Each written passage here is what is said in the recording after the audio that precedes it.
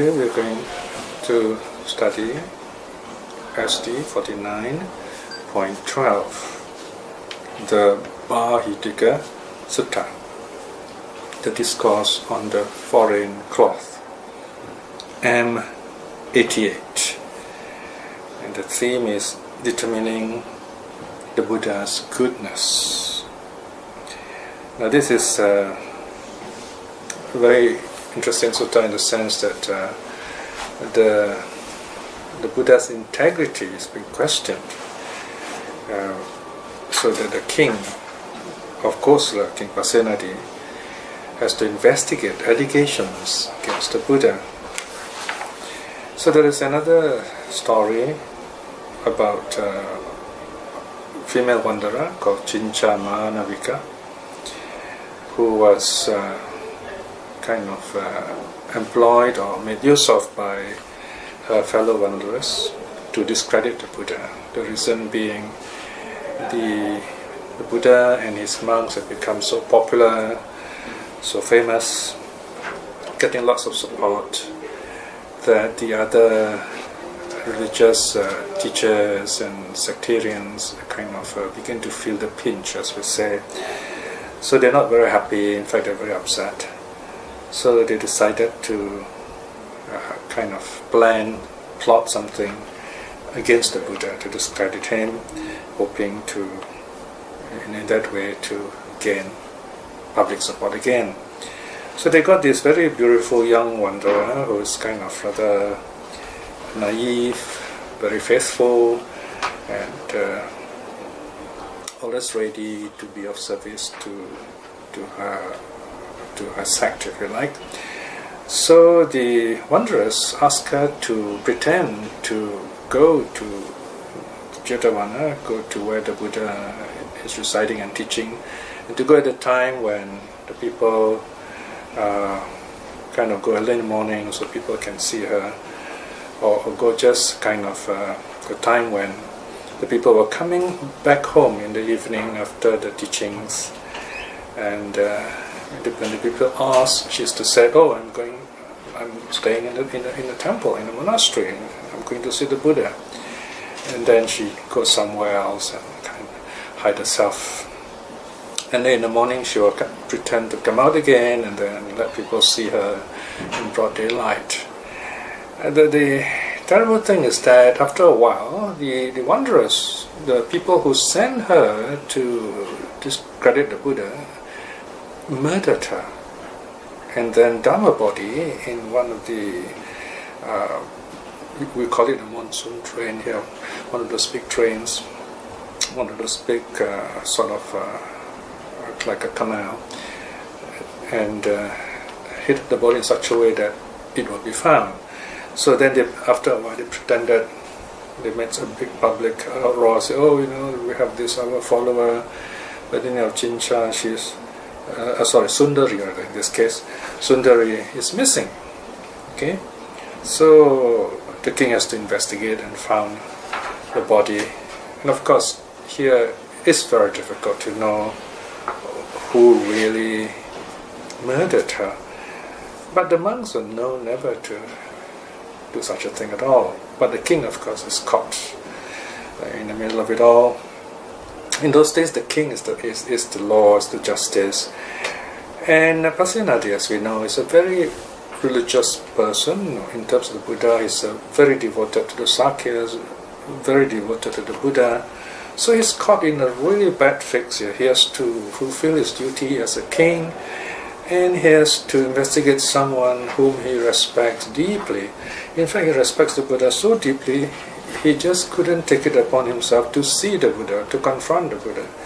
So what he does is he waits for Ānanda, and he questions Ānanda. Now, even the question here, which we will look at in a moment, shows this king himself almost guilt-ridden. He says he felt so bad just to ask this type of questions about the Buddha, to doubt the integrity of the Buddha. But he has to go through this process, so to speak, because it is his duty.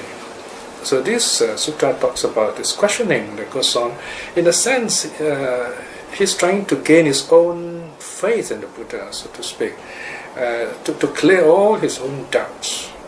And from there we have something to learn. So that's where the teaching starts, the sutta starts there. On page 47, the Discourse on the Foreign Cloth, M48. As usual, the sutta opens, verse 1, thus have I heard, and we are told where the Buddha is located. At one time, the Blessed One was dwelling in Anathapindika's Park monastery in Jeta's Grove, outside Savatthi. Then early at dawn, the Venerable Ānanda, having dressed himself, taking bowl and robe, entered Savatthi for alms. Having gone on his alms round, taking his alms food after his meal, he went to the mansion of Megara's mother on the eastern park for the day rest. So it's kind of reaching midday, and then that's the time also the king was kind of going his rounds. Section 3. Now at that time King Pasenadi of Kosala, riding his bull elephant called One Lotus, Eka Pundarika, was leaving Savatthi at midday. So he was just coming out of the city, and he sees Ānanda. Then he tells his manservant, says, is that the monk, is Venerable Ānanda? You please go to him and say this. Approach, says, come my good man, approach the Venerable Ānanda in my name and bow with your head at his feet, saying, Bhante, King Pasenadi of Kosala bows with his head at the Venerable Ānanda's feet. And then say thus, if Bhante, the Venerable Ānanda has no urgent business to be done, it is good if the Venerable Ānanda wait for a moment out of compassion. This is making an appointment, okay? So the king wants to meet Ānanda. Ānanda is the Buddha's personal attendant. So the manservant does his duty, he meets Ānanda and passes up the royal message to Ānanda.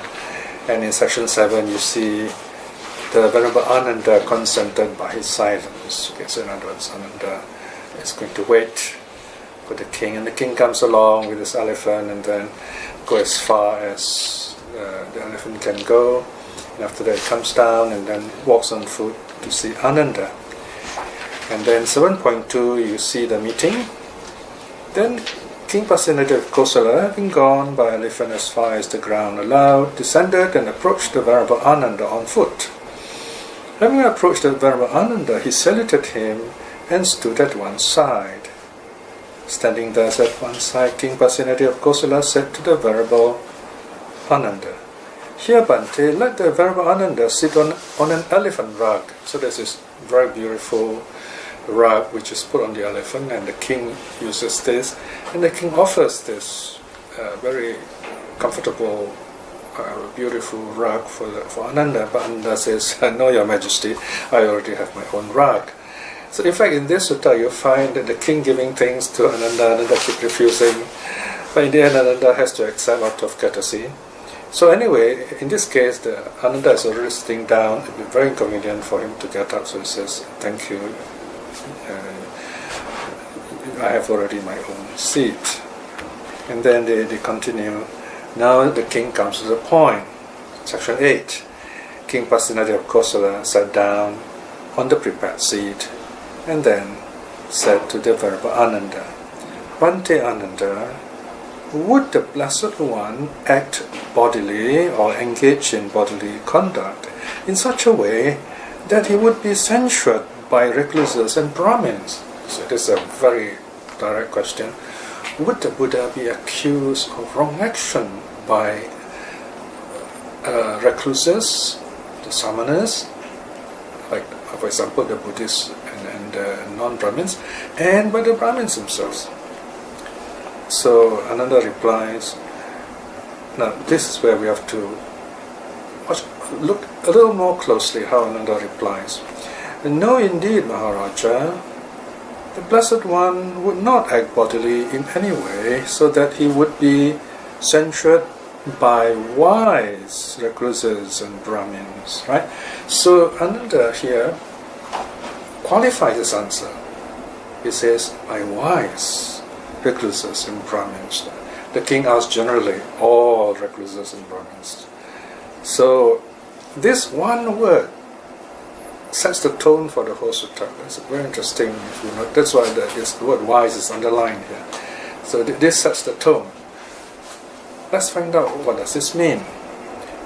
So Pasenadi continues 8.2. He says, "Then Bhante Ānanda, would the Blessed One speak anything which would be censured by the recluses and Brahmins, by the religious community?" So here again, the Ānanda replies and said, the wise recluses and Brahmin would not kind of censure, would not blame the Buddha. And the third question, what about thinking? But that part is understood, so it's kind of not mentioned here. Section 9, the king's happy. The king says, "It is wonderful, Bhante, it is marvelous, Bhante. What we have not been able to fully convey with a question, Bhante, you, Bhante Ānanda, have fully conveyed with an answer to the question." So here, in other words, the king is happy that his question was corrected and put into perspective. Then he goes on and he says, "We, Bhante, do not rely on the praises or blame of others by the foolish, ignorant, and inexperienced who speak without having investigated nor scrutinized the matter, as this lacks any essence of it.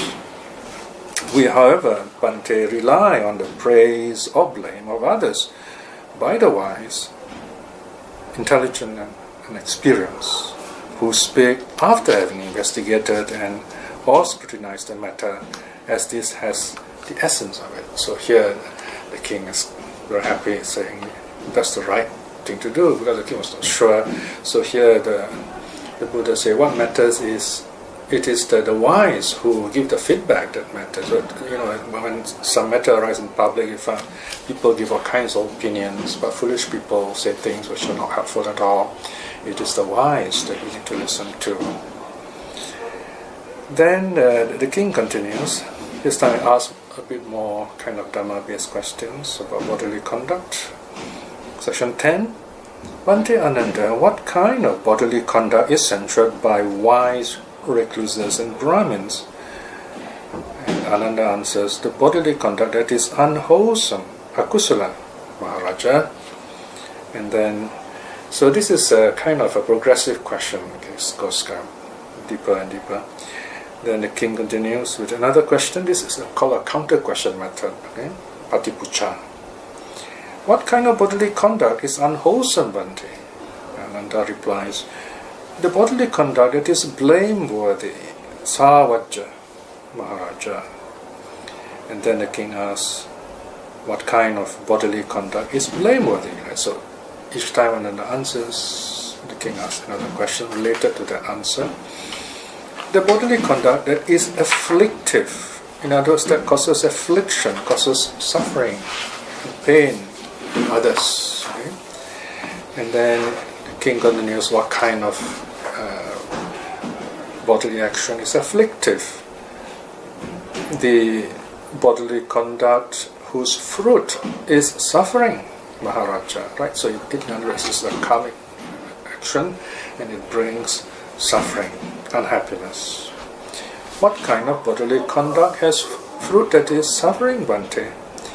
And Ānanda replies, "The bodily conduct, Maharaja, that brings affliction to oneself, brings affliction to others, and bring affliction to both, and on account of which unwholesome states increase, wholesome states decrease." Right?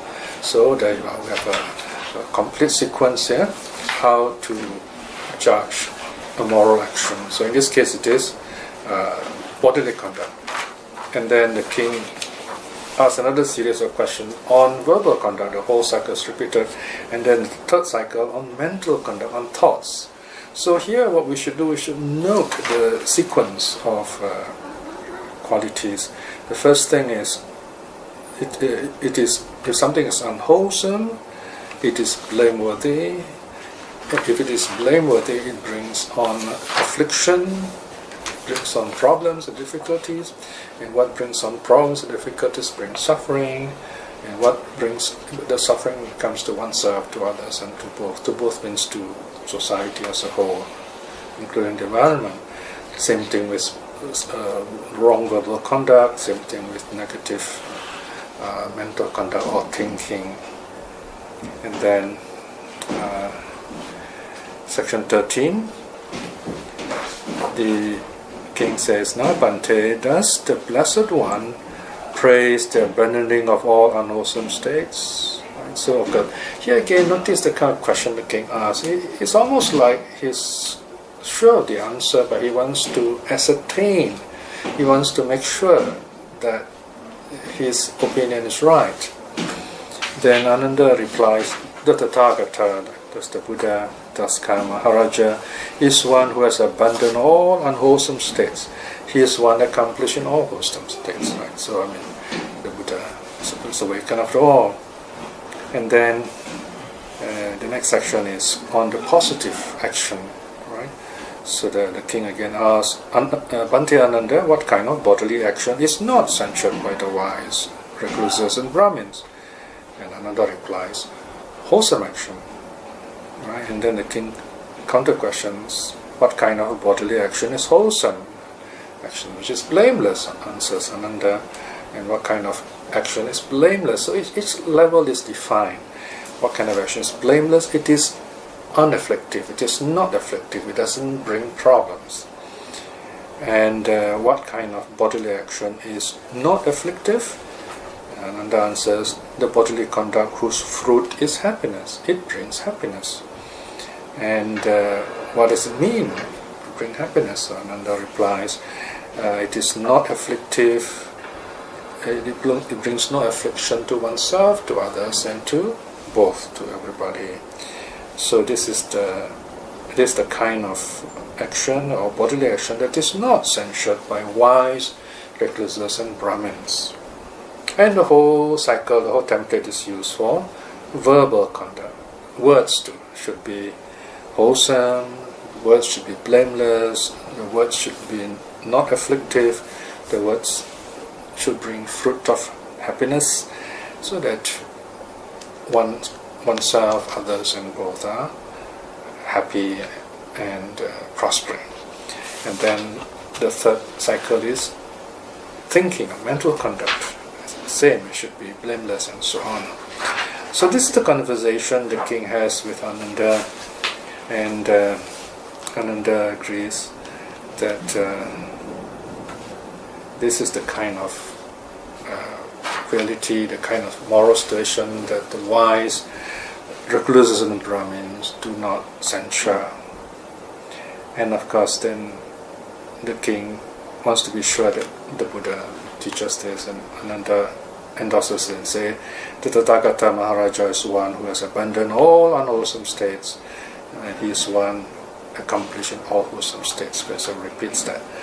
So the teaching effectively ends here, and the king is quite happy, is confirmed his faith in the Buddha.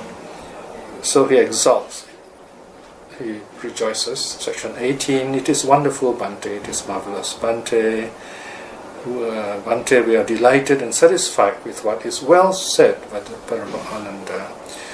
So now, this king is famous for being quite emotional in some sense. He's very devoted, and he kind of is very devout.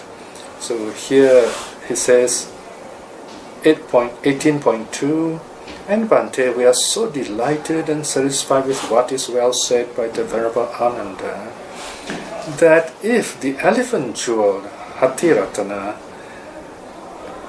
were allowable for the Venerable Ānanda, we would give the elephant jewel to the Venerable Ānanda." Now, this is a really big thing. He's saying, Ānanda, if monks are allowed to accept elephants, I would give you the royal elephant, one of his emblem, by the way. Okay, so that is his faith, if you like. It's also hyperbolic, but it is the nature of King Pasenadi to speak thus. And he continues, he says that if the horse jewel, the Aswaratana or Ashwaratna, were allowed for the Venerable Ānanda, we would give the horse jewel too to the Venerable Ānanda. Right? So he said, I will even give you my horse. But of course, monks don't accept such gifts of what I call livestock. And then that if the village revenue were allowed for Venerable Ānanda, we would give the village revenue too to the Venerable Ānanda. So here, the village revenue, of course, is given to the king. This is the feudal system. The village will give the king all this revenue, and then the king protects the village. And so this is kind of a system the kingdom runs. So, of course, in those days, the monasteries do not have this kind of support. Then, so by this we know this is not allowable, so I can't give you this. So what can the king give? So, right, now the king says, in section 18.4, this is the highlight of the sutta, where the sutta name comes from. The king says, Bhante, I have this foreign cloth, Bahitika, this foreign cloth sent to me, inserted into the shaft of the royal parasol case by Ajatasattu, son of the Videhi lady or Videhi Buddha, king of Magadha, measuring 16 cubits long and 8 cubits wide. Okay, so it's quite a big piece of cloth, enough to make robes. Now Ajatasattu is his nephew. Okay, so but they're kind of not too happy with each other, because Ajatasattu is in Magadha and Pasenadi is in Kosala, and Ajatasattu, remember, killed his own father. But this is a time when they kind of reconcile, they are at peace. So Ajatasattu is given this cloth to the king, and the king is very happy. He wants to give this cloth to Ānanda. Ānanda replies, "There's no need, Maharaja. Our 3 robes are complete." Right? So Ānanda rejects it.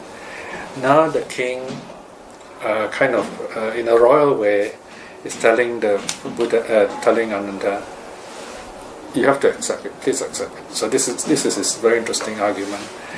Section 19 it says, Bhante, the river Acharavati that is seen by the Venerable Ānanda and us, so they are beside this river, beautiful river Acharavati. When the clouds have rained down over the mountains, then this Acharavati overflows both its banks. Even so, Bhante, the Venerable Ānanda can make for himself the triple robes from this foreign cloth. So here the king is using royal language of plenty. He says, well, there's a lot of cloth here, there's enough cloth for you to make your robes. Not only robes, but triple robes. So that's the size of the robes, quite big. There are 3 big robes. So it's like this river water flowing, there's plenty. But that's not the real argument. The king continues, Bhante, as for the Venerable Ānanda's old robes, let him distribute it to colleagues in the holy life with other brahmacharis or those in the holy life. Okay? In this way too, surely this giving of ours will overflow, I say. So this is his argument. He says, well, just as the waters flow down from the mountains and this river is full, this is a very famous image or imagery of merits. He says, well, if you accept this robe, then the merits will be very great for me, like this river is full of water. Of course, it's very hard for the monk to turn it down once a lay person speaks in this way, because what the king is saying, I'm giving you this not so much for your benefit, but it's more for my benefit, because in giving, I get merits. Okay? Bhante, let the Venerable Ānanda accept this foreign cloth. And this is when the Venerable Ānanda accepted the foreign cloth. And then Pasenadi, King Pasenadi is very happy. He says, well then, Bhante, we must now depart. We have much work, many duties. And Ānanda says, please do now as you deem fit. So this is kind of a stop passage. It's a polite way of saying, okay, goodbye. And then comes the conclusion.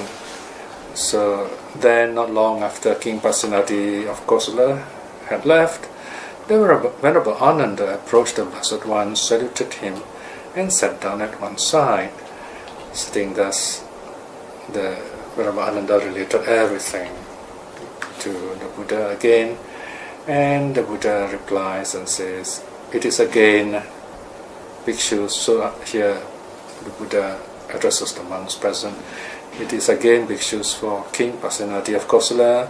It is a great gain for King Pasenadi of Kosala that he has had the opportunity of seeing and paying his respects to Ānanda. So here we have a happy ending. We see Ānanda coming back, offering the robes to the Buddha. So, and the Buddha's name is kind of cleared, because once the king steps in, you can say it's the law. So that kind of and clears the Buddha's name, confirms the innocence of the Buddha. And later, this is outside the sutta, later the story goes, the king sends out spies to find out who the real murderers were, and they went to some pubs, and there was this drunken people, the murderers. They were drunken, and they, from that kind of talk, the spies knew who the real killers were, and they were arrested and executed. And so the fame and popularity of the Buddha and the Sangha grew as before. So here's a story of the Buddha's growing Sangha, successful teachings, as preserved in the Bāhitika Sutta, where we see the king himself trying to step in, and the king clearing the Buddha's name, so to speak. So the story here is to show the human side of the king, in the sense that you notice here that the Buddha only appears at the back, right at the end. It is Ānanda who is the main person who is acting between the world that is represented by the king, and then you have, of course, the Buddha on the other side. So, and this also shows the realities of the Buddha's days, when there was also sectarian rivalry and so on. So you see the rise of the Sangha here also, right? So the key idea to remember, of course, is Ānanda's reply to the king, when the king says about questions about what if the public were to blame the Buddha, or who are the kinds of people we should listen to? And Ānanda said they should be the wise recluses and Brahmins. So, and then the king was very happy with that particular answer. In other words, public opinion need not necessarily be right. It depends who is talking, and what are they talking about. Are those wise feedback and so on? So this is something we should consider. Okay, so we come to the end of this teaching. Let us do a short reflection. After studying a sutta like this, we are reminded how even a great person like the Buddha can be accused of all kinds of false things. So through patience and loving kindness and peace of mind, everything gets settled, and the Buddha continues to brighten the lives of many. So even if we do a lot of good, there are times when we will be challenged, and this is where we use the goodness that we have to strengthen ourselves, to be at peace with ourselves, and let things pass the way that would and the way they should. Reflecting in this way is very good karma. With the power of such karma, may we be blessed and empowered with wisdom and courage to aspire to at least stream winning in this life itself. And by the same token, let us send out our loving kindness to ourselves and to our loved ones, to those who are practicing the Dharma, that we all may be well and happy, and our minds calm and peaceful, and we are endowed with energy and wisdom to practice and realize the fruits in this life itself. And also by the same token, by the power of the three jewels, let us send out our loving kindness to others who are seeking the truth or practicing the Dharma. May they be well, may they be happy. And also those who have difficulties finding the truth, may they see the true teachings in this life itself. May all beings be well and happy.